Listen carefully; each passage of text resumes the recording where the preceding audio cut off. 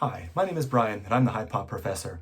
Today, what I'd like to do is talk a little bit about Diamond King autographs. I have a couple new pickups to showcase. I also wanted to talk a little bit about the Diamond King autograph market because it's a little bit, I don't know, if you're not really invested in this particular avenue of the hobby, I think that sometimes you might be surprised by some of the things you find there and just what certain cards are going for. And so there was a recent sale I want to talk about. And then also, I want to talk about a recent TTM return that I had, which is surprising because I haven't sent out any other TTMs since last year of August. And so I'm just getting one back now. Hadn't really expected it, but here it was. So let's go ahead and turn the camera around and we'll look at some baseball cards. Okay, so let's go ahead and start off with this TTM return that I got kind of unexpectedly. I did send out 4 of them last August, and I got 3 of them back probably within about 6 weeks, and they were pretty quick returns. Got Paul Molitor, Ryan Sandberg, and Mike Mussina.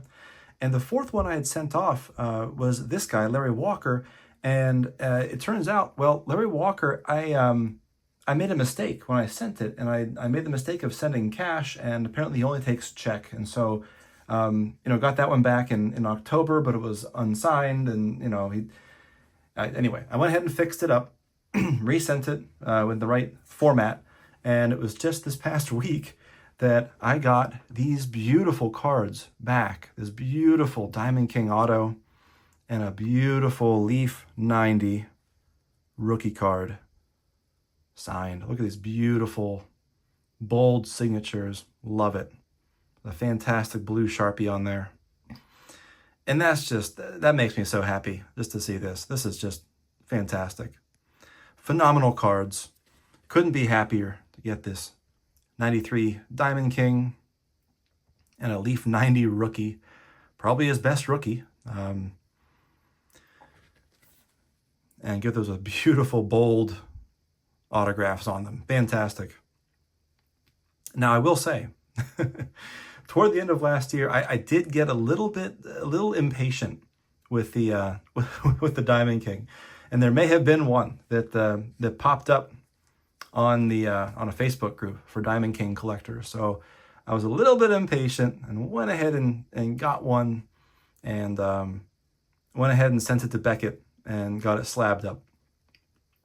So then now I have the choice. So which one do I? What do I do here? Which one of these do I keep? Do I, and it's funny, I usually prefer a thicker, bolder auto, but in this particular case, I actually do kind of like, I think you lose some definition with the thickness there, and I like where he placed this a little bit better. He tended to avoid his face a little bit more with the signature, and that appeals to me a bit more. So anyway, I'm happy with both. I think this is probably going to be my main keeper for my collection. And now I've got some trade bait or something. So that's really cool. And so I was really happy about that. I did pick up a few other Diamond King autographs as well, in addition to this. And I did want to sort of showcase that a little bit. I discussed in one of my previous videos, one of the ones coming up here in a bit. But first, I want to talk about one I have not shown. Another one. And this one I just acquired pretty recently. This is one of those guys who these do not show up very often, but this is a Bo Jackson, and this is unusual for me for a couple reasons. I almost never do ballpoint pen signatures, and the interesting thing about the ballpoint pen is that most newer signatures would be in some kind of a Sharpie like this, so it kind of dates it as to a more period, like back in 1990, 91. And he also signed his number on there too, which I don't think he does in more recent signatures. But he was definitely a guy I was targeting. I really did want to get a Bo Jackson, and super happy that I now have one. And that's just fantastic. And I got this one already slabbed up. But it's just a really cool, really great addition to that 90 set, along with my Smoltz and my 2 Griffies that I have currently. And so I showed in the last video, I have now 2 of these. Again, got this one in anticipation of possibly trading for a 93. I love this old school style one. Definitely gonna keep this one. But when it comes to the other one, this is now being a duplicate. I'm probably going to move this along and sell it now that I just recently acquired the 93. This is the one I was really after. And so now we've got it. And so really, really super pumped and pleased about that. But yeah, so I feel like I don't need both of these, especially when I've got this one waiting in the wings. That's really bad glare on there, but you get the idea. I got these two. And yeah, got the old school auto, got the new, more modern auto, and just really couldn't be happier with these. The one more thing I wanted to discuss was that this the Diamond King autograph market, which is kind of interesting for aftermarket autographs on card. I think a lot of people that don't collect them don't quite realize or appreciate what that can do to a value of a card. There was a sale that I want to at least discuss that just recently happened just the other day, and this was a Kirby Puckett from '93, the same set that was just sold, and I'll put a picture of it here. And it sold for a lot, like $1,200. And this was one that had a JSA certification, and it had only been listed not even a day, and someone just hit to buy it now. And so that's kind of amazing. It's a beautiful flowing autograph. It is a little streaky. He did sign his number, which is fantastic.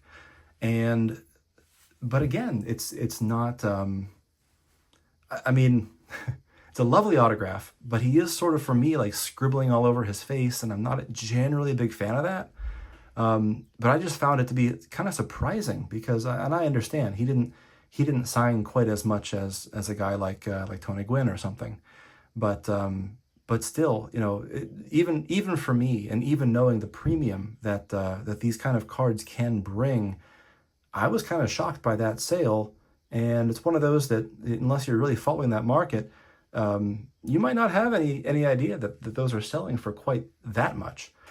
But again, I suspect probably what's driving a good deal of that is that clearly Puckett's not, he's not around anymore to sign autographs, but also I think other collectors that are trying to complete sets and complete runs, he's just one of the toughest ones to get. It's not that I wouldn't love to add a Puckett to my collection. That would be kind of amazing.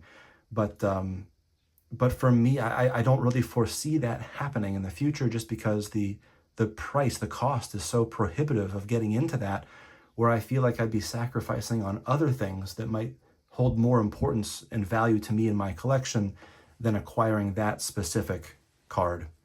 So yeah, I mean, at the end of the day, it's, we collect differently, but I wanted to at least let people know about that kind of amazing sale that happened, because it's not something that I think, again, most people would probably be aware of, or that they would even have something like that on their radar as what the added value can be for an aftermarket autograph. I think most people in general, if they're going to get an aftermarket card signed, would probably tend to choose rookie cards, which I think is a great choice. But if you're not going to choose a rookie card, I mean, and you're trying to add value, I think look no further than, look for a Diamond King. That's what I'd go for. Anyway, that's all I really had to say here. Thanks for watching, and I'll see you again in the next one.